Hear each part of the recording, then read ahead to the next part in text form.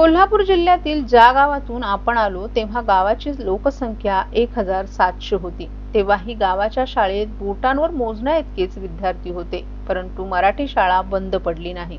आता मात्र पटसंख्येची कारणं देऊन जिल्हा परिषद आणि महानगरपालिकांच्या शाळा बंद केल्या जात आहेत। जिल्हा परिषद किंवा महानगरपालिकांच्या सरकारी शाळेत शिकलेले असंख्य विद्यार्थी शास्त्रज्ञ किंवा अन्य मोठ्या पदांवर आहेत। या शाळांमध्ये शिकणाऱ्या विद्यार्थ्यांचा बुद्ध्यांक खूप चांगला असतो, त्यामुळे सरकारी शाळांमधील एक तुकडीत एक विद्यार्थी असला तरी मराठी शाळा बंद पडू देऊ नका असं आवाहन 99व्या अखिल भारतीय मराठी साहित्य संमेलनाचे नियोजित अध्यक्ष विश्वास पाटील यांनी केले। मराठी भाषा जपणं हे आपलं धर्मकर्तव्य असल्याचं पाटील यांनी नमूद केलं। सातारा येथे होणाऱ्या 99व्या अखिल भारतीय मराठी साहित्य संमेलनाचे नियोजित अध्यक्ष ज्येष्ठ साहित्यिक विश्वास पाटील यांचा शनिवारी ठाणे महानगरपालिकेच्या वतीनं सत्कार करण्यात आला। ठाणे महानगरपालिकेचे अतिरिक्त आयुक्त संदीप माळवी यांच्या हस्ते पाटील यांचा सत्कार करण्यात आला, त्यावेळी ते बोलत होते। यावेळी राज्य साहित्य आणि संस्कृती मंडळाचे उपाध्यक्ष डॉक्टर प्रदीप ढवळ, अभिनेते सागर तळाशीकर, कवी दुर्गेश सोनार, ज्येष्ठ अभिनेते नारायण जाधव, संवेदना प्रकाशनचे नितीन हिरवे आदीही उपस्थित होते।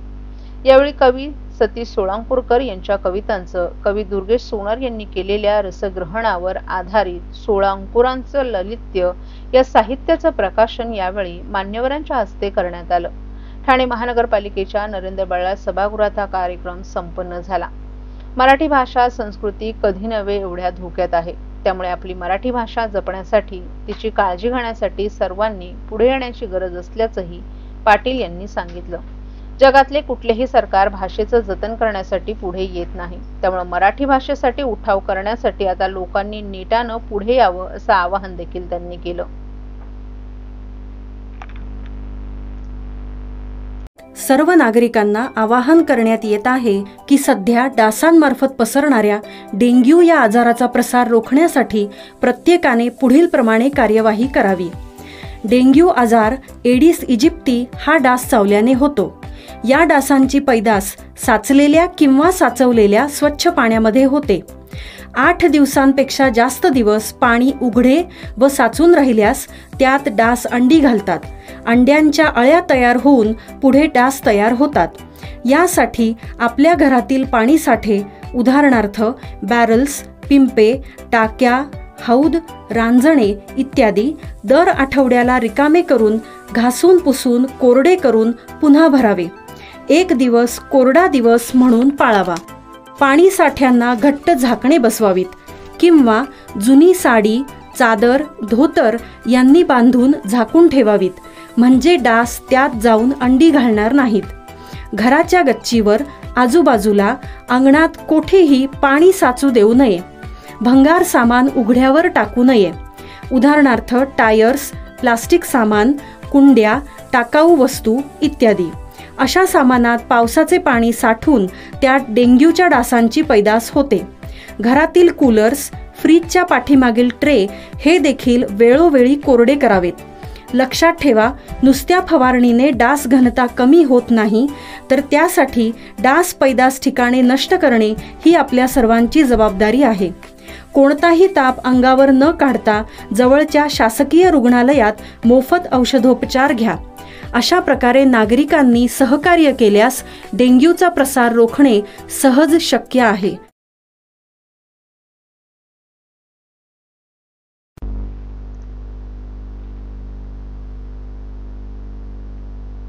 मध्य रेल्वेतून दररोज 7 ते 8 लाख प्रवासी प्रवास करत असतात। दररोज मोठ्या संख्येने नागरिक नोकरीसाठी मुंबई उपनगरातून मुंबईच्या दिशेने प्रवास करतात, त्यामुळे लोकलमध्ये प्रवाशांना दररोज मोठ्या गर्दीचा सामना करावा लागतोय। ठाणे स्टेशनवर अनेक एक्सप्रेस गाड्यांचाही थांबा असतो। यामध्ये येथून ट्रान्स हार्बर लाईनही जोडली गेली असल्यानं हे स्टेशन नेहमीच गजबजलेलं असतं, त्यामुळे ठाणे स्थानकात नेहमीच मोठी गर्दी पाहायला मिळते। दरम्यान मध्य रेल्वेच्या प्रवाशांसाठी एक चांगली बातमी आहे। ठाण्यात 12 डब्यांच्या लोकलमध्ये वाढ करून 15 डबे करण्यात येणार आहेत। यासाठी ठाण्यातील मध्य रेल्वेच्या प्लॅटफॉर्म क्रमांक 2, 3 आणि 4 ची लांबी वाढवण्याचं काम सुरू आहे। लोकलच्या डब्यांची संख्या वाढवल्यावर गर्दी काही प्रमाणात कमी होईल आणि प्रवाशांना निवांत प्रवास करता येईल अशी आशा प्रवाशांकडून व्यक्त केली जात आहे। प्रवाशांचा वाढता ताण लक्षात घेता लोकल आता 12 डब्यांऐवजी 15 डब्यांची केली जाणार आहे। भविष्यातील वाढणारी लोकसंख्या पाहता मध्य रेल्वेकडून फलाट क्रमांक 2 ची रुंदी 16.15 मीटर वाढवण्यात येणार आहे, तर फलाट क्रमांक 3 आणि 4 ची रुंदी 40 मीटरनं वाढवण्यात येणार आहे. मध्य रेल्वेच्या माध्यमातून डिसेंबर 2025 पर्यंत ही कामं पूर्ण करण्यात येणार असल्याची माहिती ठाणे मध्य रेल्वे प्रशासनाच्या वतीनं देण्यात आली आहे. ठाणे महानगरपालिकेच्या वतीनं आगामी 17 नोव्हेंबर रोजी परिमंडळ लोकशाही दिनाचं आयोजन. नागरिकांच्या वैयक्तिक तक्रारींचा निपटारा तातडीनं होण्यासाठी तालुकास्तरीय लोकशाही दिनाच्या धर्तीवर ठाणे महानगरपालिकेच्या वतीनं दर महिन्याच्या 3ऱ्या सोमवारी परिमंडळ स्तरावरही लोकशाही दिनाचं आयोजन करण्यात येतं. त्यानुसार सोमवार 17 नोव्हेंबर रोजी परिमंडळ लोकशाही दिन होणार आहे. या लोकशाही दिनासाठी नागरिकांनी आपली निवेदनं 3 नोव्हेंबर पर्यंत सादर करण्याचं आवाहन ठाणे महानगरपालिकेच्या वतीनं करण्यात आले. नागरिकांनी आपली निवेदनं परिमंडळ 1 कळवा मुंब्रा दिवा प्रभाग समिती अंतर्गत, परिमंडळ 2 नौपाडा बागळे प्रभाग समिती अंतर्गत, परिमंडळ 3 करिता उथळसर वर्तकनगर लोकमान्य सावरकरनगर माजोडा मानपाडा प्रभाग समिती अंतर्गत सादर करावीत. नागरिकांनी प्रथमतः परिमंडळ लोकशाही दिनात अर्ज दाखल करावेत. परिमंडळ लोकशाही दिनात दाखल केलेल्या तक्रारींवर कोणतीही कार्यवाही झाली नसल्यास नागरिक महापालिका लोकशाही दिनामध्ये नियमानुसार 15 दिवस आधी आपली निवेदनं सादर करू शकतील. नागरिकांनी परिमंडळ लोकशाही दिनासाठी आपली निवेदनं संबंधित परिमंडळ कार्यालयात सादर करण्याचं आवाहन करण्यात आले. घोडबंदर येथील गायमुख घाट भागात सार्वजनिक बांधकाम विभाग आणि ठाणे महापालिकेकडून एकत्रितरित्या दुरुस्ती केली जाणार आहे. सुमारे 2 आठवड्यांपूर्वीच घोडबंदर मार्गावर मीरा भाईंदर महापालिकेनं दुरुस्तीचं काम हाती घेतलं होतं. त्यानंतर आता ठाणे महापालिका आणि सार्वजनिक बांधकाम विभागाकडून दुरुस्ती काम सुरू केलं जाणार असल्यानं नागरिकांकडून संताप व्यक्त होण्याची शक्यता आहे. पावसाळ्यात विविध प्राधिकरणांकडून मार्गावर दुरुस्ती झाल्या होत्या, त्यामुळे या मार्गांवर किती वेळा दुरुस्ती करणार असा प्रश्न निर्माण झालाय. घोडबंदर येथील गायमुख घाट मार्गातून मोठ्या प्रमाणात अवजड आणि हलक्या वाहनांची वाहतूक होते. घोडबंदर येथील कापूरबावडी ते फाउंटन हॉटेल पर्यंतचा मार्ग ठाणे महापालिका आणि मीरा भाईंदर महापालिकेच्या हद्दीत आहे, तर काही भाग सार्वजनिक बांधकाम विभागाकडून दुरुस्त केला जातो. गेल्या काही वर्षांपासून कापूरबावडी ते गायमुख भागात मेट्रो मार्गिकेच्या निर्माणाचं काम सुरू आहे, तर गायमुख चौपाटी ते फाउंटन हॉटेल हा मार्ग घाट रस्ता आहे. कापूरबावडी, मानपाडा, ब्रह्मांड, पातलीपाडा, कासरवडोली आणि ओळे भागात मोठ्या प्रमाणात लोकवस्ती वाढली असून या वाहनांचा भारही घोडबंदर मार्गावर असतो. घाट रस्ता परिसरात लोकवस्ती तुलनेनं कमी असली तरी संजय गांधी राष्ट्रीय उद्यानाच्या डोंगरातून वाहणारं पाणी घाटात येतं. येथील रस्त्यांची तात्पुरती डागडुजी, अवजड वाहनांची वाहतूक आणि पावसाचं पाणी यामुळे दरवर्षीच या मार्गावर खड्डे पडतात. या मार्गावर अनेकदा दुरुस्तीची कामं हाती घेण्यात आली होती. कामं करूनही हा मार्ग पूर्णतः सुस्थितीत होत नसल्यानं प्रशासनाच्या कामावरही प्रश्नचिन्ह निर्माण होऊ लागलेत.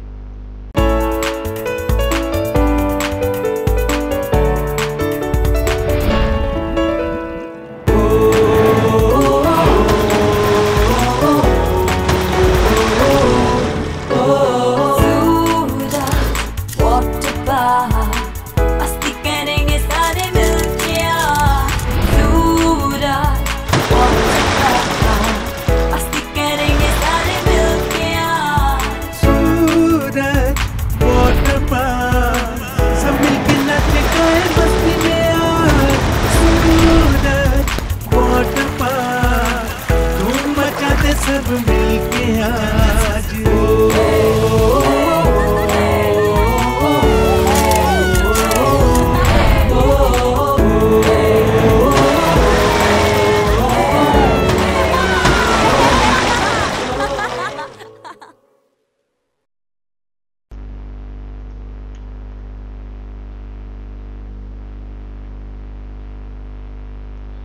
ठाणे जिल्हा परिषदेचा कारभार पारदर्शक आणि गतिमान होण्यासाठी हायटेक टेक्नॉलॉजीचा वापर करण्यात येतोय. अशातच जिल्हा परिषदेच्या मालकीच्या मालमत्तांचा शोध घेऊन त्यांची माहिती एका क्लिकवर उपलब्ध व्हावी यासाठी ऑनलाईन प्रणाली तयार करण्यात आली आहे. त्यानुसार 9447 मालमत्तांचा शोध घेतला असून त्यापैकी 3030 मालमत्तांच्या ऑनलाईन नोंदी करण्यात आल्या आहेत. यामध्ये सर्वाधिक ग्रामपंचायत विभागाच्या 2952 मालमत्तांची नोंद आहे. जिल्हा परिषदेच्या मालकीच्या शहर आणि तालुक्यांच्या ठिकाणी आणि ग्रामीण भागात मोठ्या प्रमाणावर जागा मालमत्ता आहेत. त्या जागांवर अथवा मालमत्तांवर अनेक ठिकाणी अतिक्रमणांमुळे आणि संबंधित मालमत्तांची कागदपत्र सापडत नसल्यामुळे प्रशासनाची अडचण होते. ज्या जागांवर अतिक्रमण झाल्यामुळे त्यांचा परिणाम जिल्हा परिषदेच्या महसुलावर होत आहे याची दखल घेत तत्कालीन ठाणे जिल्हा परिषदेचे मुख्य कार्यकारी अधिकारी रोहन घुगे यांनी आधुनिकतेचे कास धरत मालमत्तांचं सर्वेक्षण करून त्यांची ऑनलाईन नोंद प्रणाली तयार केली. तसंच ठाणे जिल्हा परिषदेच्या विविध विभागांच्या असलेल्या आणि माहीत नसलेल्या 9,447 मालमत्तांचा शोध घेण्यात आला. ही डिजिटल प्रणाली केवळ मालमत्ता नोंदींसाठीच नव्हे तर मालमत्तेचं संरक्षण, नियोजन, सुविधा उपलब्धता, देखभाल आणि उत्पन्न वाढ यासाठी सुद्धा प्रभावी ठरणार असल्याचा विश्वास रोहन घुगे यांनी व्यक्त केला होता. ठाणे जिल्ह्यातील 5 तालुक्यांमधील ग्रामीण भागातील जिल्हा परिषदेच्या मालकीच्या मालमत्तांचा शोध घेऊन त्यांचं ऑनलाईन प्रणालीद्वारे नोंदणी करण्यात येत आहे. 5 तालुक्यांपैकी भिवंडी तालुक्यात सर्वाधिक 920 मालमत्तांच्या नोंदी झाल्या असून त्या खालोखाल शहापूरमधील 812, मुरबाडमधील 658, अंबरनाथ तालुक्यातील 329 तर कल्याणमधील 311 मालमत्तांच्या नोंदी करण्यात आल्या.